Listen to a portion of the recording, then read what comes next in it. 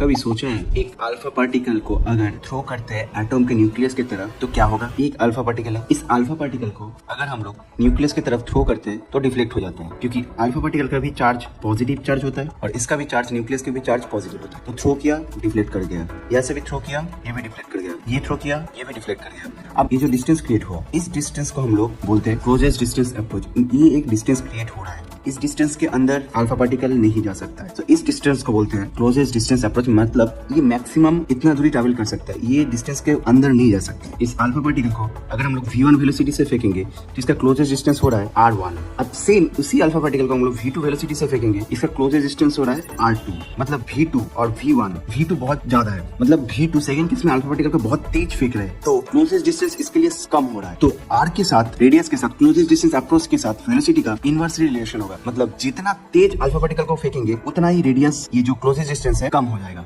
Same nucleus दिख रहा है, न्यूक्लियस का चार्ज भी पॉजिटिव होता है, अल्फा पार्टिकल का चार्ज भी पॉजिटिव होता है। ये जो न्यूक्लियस का चार्ज मतलब Z अगर बहुत ज्यादा होगा, रिपल्शन भी बहुत ज्यादा देगा, रिपल्शन भी अगर बहुत ज्यादा होगा, ये R का वैल्यू भी बहुत ज्यादा हो जाएगा। तो रेडियस के साथ Z का डायरेक्टली प्रोपोर्शनल होता है, R Z/d रिलेशन होता है। रिलेटेड एक क्वेश्चन देख लेते हैं। Alpha particle reacted towards the following nucleus, same kinetic energy, different experiment, distance in closest approach is maximum. Radius maximum कौन सा केस में होगा? इसके लिए Z का वैल्यू ज्यादा होगा। Z के लिए कहां पे वैल्यू ज्यादा है? U के लिए, होल्ड के लिए Z का वैल्यू ज्यादा है, मतलब डिस्टेंस इसके लिए ज्यादा हो जाएगा। ऑप्शन 4 है।